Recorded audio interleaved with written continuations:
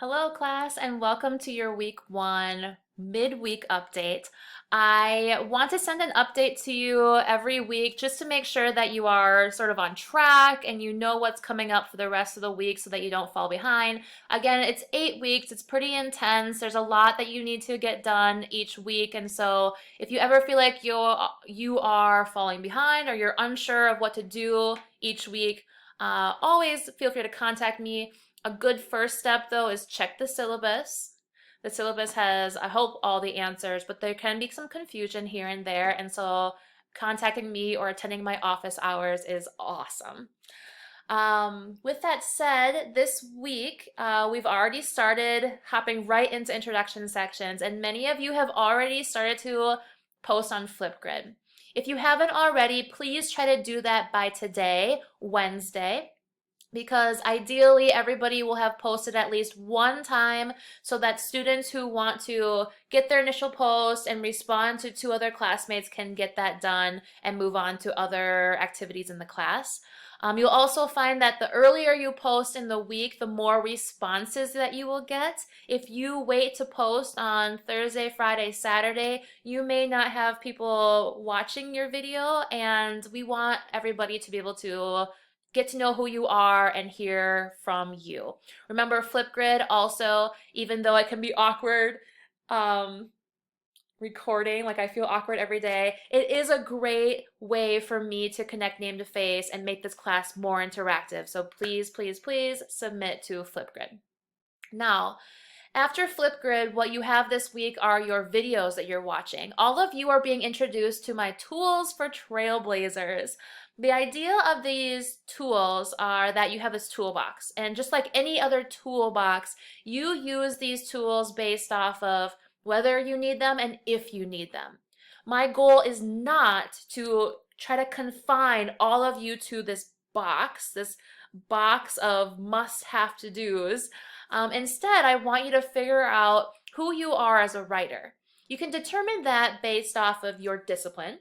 So in this class, there are, I think, 17 or so of you, and there's nearly 17 different topics that are being researched in our class. And so there's a lot of variation, and the writing style is going to vary based off of a discipline. Writing style is also going to vary based off of you individually. Who are you as a research writer? And you're going to start to explore who you are and your researcher voice as we begin practicing these techniques in the class. So the idea with the toolbox is to use these tools, which are goals, strategies, and language use, to help you better communicate your argumentative intent in your research article. Now, to do that, we're going to be doing a lot of practice. So the practice starts with the quizzes that give you a taste for how to recognize language to make your communication clear. But then the next step is to go into Wrangler. And in Wrangler, we have two assignments. We have the corpus annotation task and the corpus exploration task, where you're going to be practicing identifying these goals and strategies in order to visualize the argumentative structure in your writing, in published writing, and to find explicit language use features that will help you communicate your own research. Now, I talk about these language features or these language templates because it's really important for your language to pop out, especially when you get into language of problem or problematizing your research. If you think that you're communicating a problem, but you don't have that language that really pops out to the reader, then they might say, well, I don't understand the so what here. Why are you doing this research?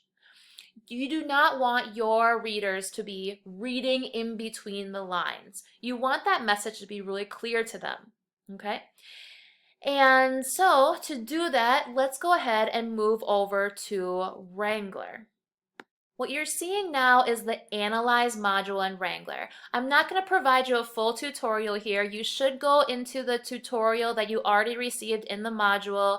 So if you are unsure about what I'm talking about now, go watch those tutorials first and then come back to this.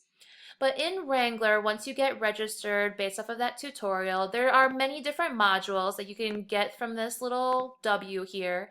Learn, analyze, explore, write. Again, the learn module contains those videos. You can watch the videos on Canvas or you can watch the videos here. If you watch them here, you can also take notes, right?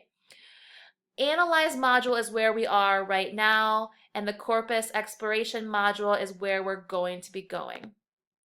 So I didn't mean to do that. Let's see.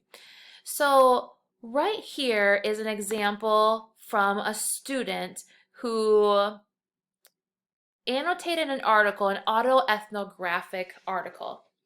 And she gave me permission to show this in class, and I found this really interesting how she annotated it because it provides us a better understanding of where I'm trying to get all of you to go. So notice in this first sentence, it says, researchers across many disciplines, so many disciplines, have made chronic pain the subject of exhaustive study, and countless qualitative health researchers have faithfully documented the experiences of pain patients. And then it has all these citations. So Hannah annotated this initially as general background, actually. And so we had a conversation with her. I had a conversation with her during our one-on-one conferences about why she thought it was general background. And she says, well, you know, they provide some citations here and it just seems like information in the field. But I said to her, look closely at the language. It says here that there is this subject, this topic of chronic pain is subject of exhaustive research. So lots of research is on this, showing the prominence of this topic. There's countless researchers that are faithfully documenting or researching this topic. So this is showing the prominence of the topic, the importance of the topic, because many people are interested. So if it was general information, it would just say something like, researchers have studied chronic pain, and here are the researchers. That's very descriptive. But in an introduction section, one of our goals is to heighten interest in the study. And one way to do that is to claim centrality. So if you see here, we have lots of great examples. For your corpus exploration task, you can click on that. You know, I see that, I just clicked on it, and then this box pops up, right? Click, yeah. You can remove the tag, which she did. She changed it from provide background to claim centrality. And then she did this new language template, which would highlight that whole sentence. And you can say something like, researchers across many disciplines. Okay, maybe this. Here we go. ... the subject of exhaustive study.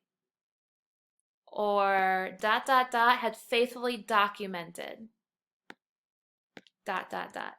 Both of these are separately, they put them in the same sentence, but separately they could be a springboard for thinking about how to claim centrality in your own writing. They can be a placeholder if you're thinking, oh, I really need a good centrality statement, but I don't know how to communicate that. You can start off by having a placeholder with one of these two examples, and then maybe later on come back and restructure your sentence. Remember, if you use the ideas from a researcher, you need to cite those researchers, paraphrase their words, and cite them.